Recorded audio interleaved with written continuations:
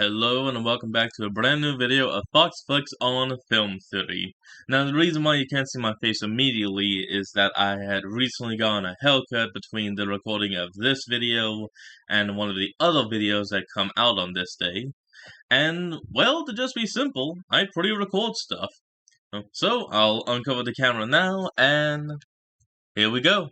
Now let's hop into this video and see what MatPat is talking about, since now he's talking about Dora the Explorer. Let's hop in and see what he's talking about. It's like a child's... Why does that Dora doll miss its head? Huh. I was gonna say it looks like it's some kind of child's bedroom. What is this? Oh, I remember that.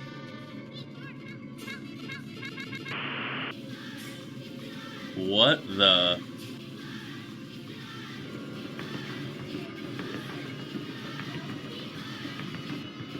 Help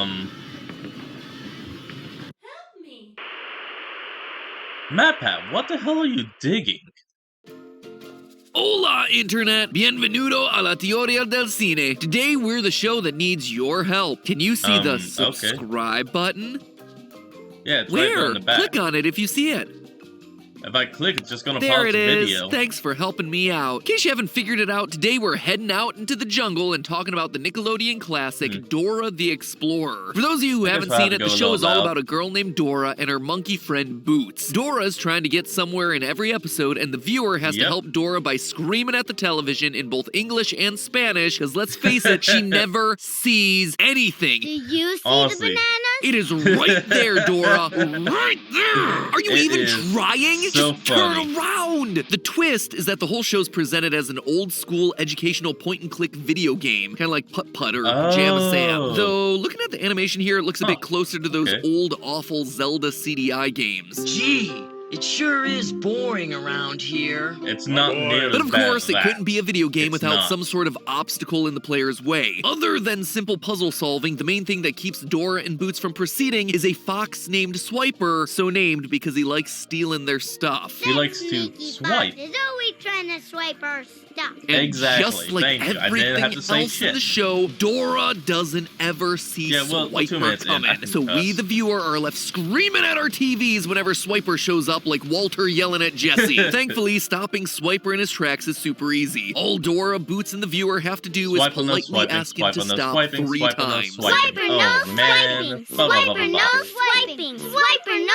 swiping! Why is that so ingrained into my head? Yep, Swiper just snaps his fingers and gives up. Kind of like he's thinking, well, what else am I gonna do? They asked me to stop after all. But something about Swiper that's always bothered me is that this strategy actually works. Without fail, just standing there and repeating Swiper, no swiping a few times gets him to stop and just go away. It is strange, especially if this is a video game. Even if we assume that the viewer is supposed to be playing the Dora game and also telling Swiper to scram, that's not really a game mechanic that I've seen before. Really. And believe me, I have seen a lot of game mechanics through my years, theorizing over at our sister location, Game Theory. You see, loyal theorists, I believe that there's a dark secret hidden under Swiper's adorable little thief mask. Like, why does that fox need to remain anonymous? Who is going to recognize one specific fox? Oh, we aren't dealing with just one specific fox here, or even a cute anthropomorphized video game one either. No, despite Dora the Explorer appearing to be a harmless educational kid show on the surface, its mischievous fox villain is actually a demonic spirit from H-E double hockey sticks. What's more, Dora's Swiper no swiping chant is her desperate attempt to ward him off. But sadly, Swiper's trapped Dora in a fate worse than death. Oh yeah! It's gonna be one of those episodes, friends. Can you say secret dark lore? Great, then let's jump to it. To begin, why would I possibly think that Swiper could potentially be a demon? Well, first off, foxes are often depicted as spirits by cultures all over the world. In West Africa, the Dogon people believe that their trickster god is a pale fox. Japanese legend tells of shape-shifting fox spirits called kitsune. In classic Greek mythology, the god of wine and fertility Dionysus often sends a giant fox to devour the children of Thebes. Seems a bit extra for a god of wine and fertility, but then I saw that Dionysus was was also the god of insanity, so yeah, it checks out. Anyway, you get the idea. Foxes are commonly associated with magic and all sorts of folklore, but still, why would I possibly think that could apply to Swiper in this particular instance? Well, Swiper's depiction in the show lines up real well with two types of evil fox spirits in particular, both of which Dora would be aware of based on where the character comes from. While we can't be sure exactly where Dora originates, we can get a pretty good idea thanks to how she was designed. According to Nickelodeon, they didn't want Dora to be from any specific country because they wanted all Latino children to be able to see themselves within the character. So instead, Dora was developed to be pan-Latina, representative of the diversity of Latino cultures across Latin America. And wouldn't you know it, but several Native American and Central American cultures have foxes featured prominently in their folklore, mostly as tricksters, thieves, and bad omens. In one very specific example, the Tzotzil Mayan people of what's now modern-day Mexico saw the fox as a very evil animal. So, since Dora is meant to be a mishmash of all those varied Latino cultures, she'd likely be aware of these sorts of stories. Additionally, since we know that Dora was created to represent the entire region of Latin America, we can look at the breakdown of religious affiliation across the region and see that 90% of Latin Americans are Christian, with 69% of them being Catholic. So Dora would likely also be familiar with how Christianity, and specifically the Catholic Church, has viewed foxes in the past. And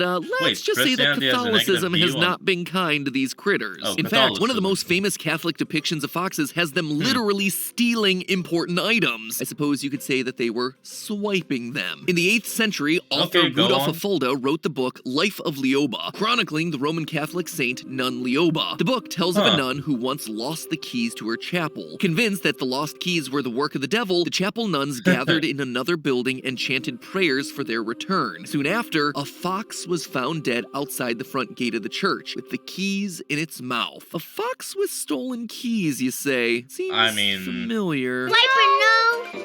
Maybe. You're too late! Yep, literally in the first episode of the first season of Dora the Explorer, Swiper steals keys. It's one of the very first things that we see this character do. If that wasn't intentional, well, it is certainly one heck of a coincidence. That's not all. Apparently, old school Christianity saw foxes as even worse than simple thieves. We know this thanks to a 13th century book called the Bestiary, which was basically like a strategy guide for medieval knights to know which animals were going to give them the most experience points. Christians of the era saw many animals as representative of moral ideals or failures, and the Bestiary was a collection of this sort of knowledge. Cranes, for instance, represented guardians that brought physical goods to the needy. You want to take a guess as to what foxes represented? Literally the devil. Yep, just under very helpful tips like the fox being a deceitful animal that never runs in a straight line, the Bestiary tells us that foxes represent demons that trick and harm those who have wavered in their faith. Basically, don't you think?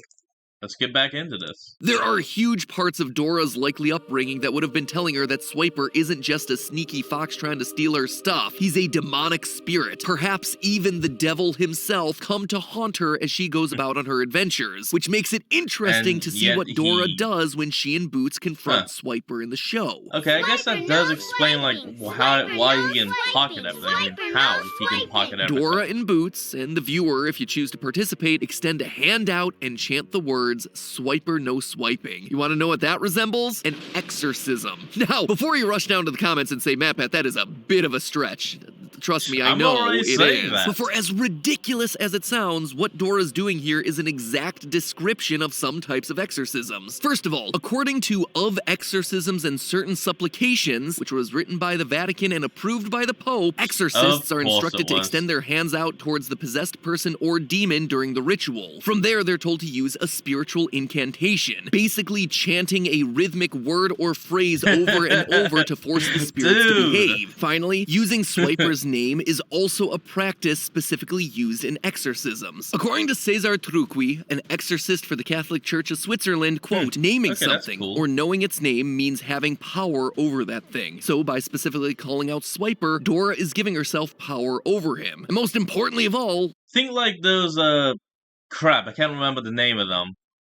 The movies with the, Shit, fuck it. Let's go on. Like I mentioned earlier, this actually works for some reason. It always gets Swiper to go away. Okay, so that's a lot of evidence pointing to Swiper being some sort of demonic spirit, but why? What does it matter if Swiper is some sort of supernatural, otherworldly entity if it's all happening inside of a video game? The whole exorcism chanting as a game mechanic still doesn't make a ton of sense, and something like just getting the player to click on Swiper to stop him would work a lot better. And it's not like we see a mic setup on the computer inside the show. The vocal input of the player saying Swiper no swiping just wouldn't work with what we've seen. All around, this chanting mechanic just seems like a weird thing to program into your game, unless of course it wasn't programmed, and Swiper is an actual literal spirit that's possessing the computer. Then it all starts to make sense. The chanting, the lack of a microphone to hear that chanting, and the chanting working to scare Swiper away. But then all of this raises a whole bunch of other questions, like why would Swiper be bothering us if he's actually a spirit? I'm sure a trickster demon would have better things to do than make it a bit harder for a kid playing a point-and-click adventure game to beat a level, right? Well, what if it's not us, the viewer, that Swiper's trying to mess with? What if his target is actually Dora? Now, that would make a ton of sense if she were just some character in a video game, but I don't think she is just some character in a video game. I suspect that Dora is actually a real person, someone who is sucked into the video game, trapped by Swiper as he torments her over and over again, episode after episode after episode. At first blush, that might seem ridiculous, but the evidence is actually there when you look. Right from the very beginning of each episode, in the intro, we see clues that Dora might not actually be a part of the game. In the first few seasons, Dora the Explorer opens with a brief live-action segment, entering a house, walking up to a computer, and starting to play the Dora the Explorer game. But something seems off when you actually think about what's inside of this room. Sure, you have a lot of stuff that you'd expect. Some sports balls, a teddy bear, a chain of those paper rings that everyone makes in elementary school, and at the desk, we can see figurines of both Swiper and Boots, the main animal characters from the game. So we know that this Dora the Explorer game exists in the world enough so that there's merch to buy. But you ever notice what isn't in the room? Merch of Dora herself. You know, the flagship character of both the game and this show, all about playing that game. The only thing that even comes close to resembling Dora in the room is this child's drawing that, I guess, kind of resembles her. Either way, it seems strange that whomever lives here is a big enough fan of Dora to leave it running on their computer so they can decide to run into the room and play it at any moment, but then to not have any merch of the main character. Speaking of, that is also a weird detail here, right? No one in the room, it's deserted, and yet the computer was left on with the Dora game booted up, ready to play. What if what we're walking into with the intro here is the direct aftermath of Dora being sucked into the computer, forced to play the game in person for the amusement of a certain little fox demon? Now, those details about the intro might seem circumstantial on their own, but the weirdness only continues when you start to consider the ending credits. Early on in the history of the show, a lot of Dora the Explorer's endings featured small little mini-games while the credits rolled. The most common of these was Character Find, which is pretty much exactly what it says on the tin. A list of characters would pop up, and the computer cursor would pick one, and then they would hide, put their head out as the cursor tried to find them. Now, the characters that pop up for this are largely what you'd expect. Main characters like Boots and Swiper, recurring characters like Benny and Map, even characters who only guest star, like Whizzle. And yet, across the 88 times that this minigame pops up, can you guess who isn't chosen?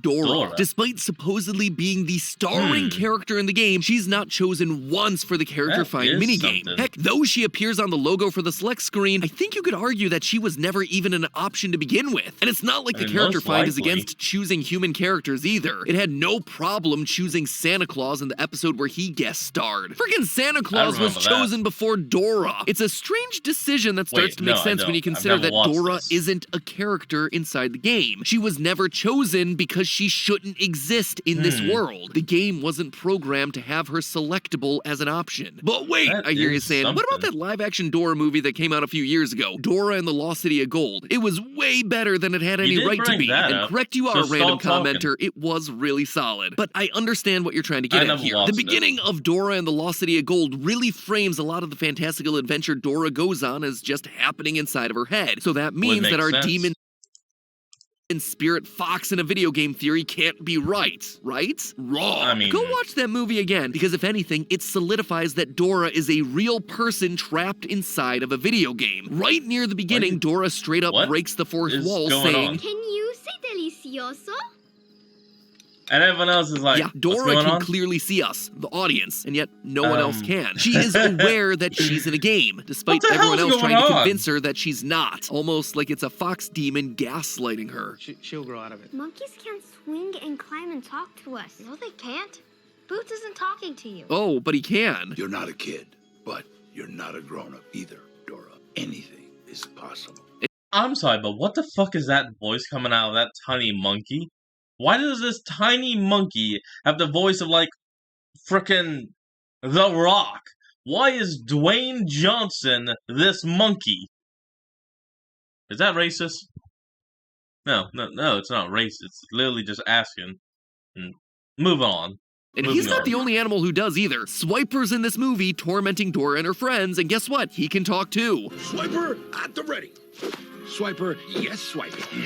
Make no mistake, this movie is still existing inside the realm of the Dora video game. I mean, there are a ton of video game elements here. I'm a talking backpack, and I'm a map with a mouth. Yeah, and that bag holds way more stuff than it should. A generator, a radio, food supplies, a hammock, a giant knife, to the point that this thing has to be bigger on the inside than the outside, just like a video game inventory. And it's not just cool video gamey items either. Multiple times throughout the film, Dora does stuff that should get a normal person killed, like jumping into a ravine with minimal injuries, or sliding under a plane's moving propeller blade, or rolling down a hill inside of a tree trunk. She also solves puzzles in order to progress and disarms booby traps in order to get treasure. The gang even takes part in what basically amounts to some quick-time events to avoid spikes. I thought it was just a video game thing! You're right, forgettable side character. It's just the video game from Dora's perspective. Inside the computer, we're just seeing everything through her eyes. That's why everything looks so realistic. And the extra bit of proof, the cherry on top, the final nail in the coffin, there's a moment where the illusion completely shatters. About halfway through the movie, Dora and her friends stumble upon a field of flowers that spray hallucinogenic spores in their face, beginning a sequence that's done in the style of a classic Dora cartoon. And during this sequence, she straight up jumps off a cliff and then reappears again at the very top, just like she respawned after dying. This, my friends, is the mask slipping from the demonic computer program, revealing to Dora what's really going on here. She is a real person trapped in an old point-and-click video game. Really, we should have known something was fishy from the movie right at the beginning. What do we see right at the beginning of Dora and the Lost City of Gold? Fox propaganda. Swiper trying to gaslight us, the audience, just like he's gaslighting her. Literally, the first thing that happens in the movie is a helpful, totally true PSA from the Fox Council of the Americas, which tells us this. Everything you're about to see is true, except that foxes don't swipe.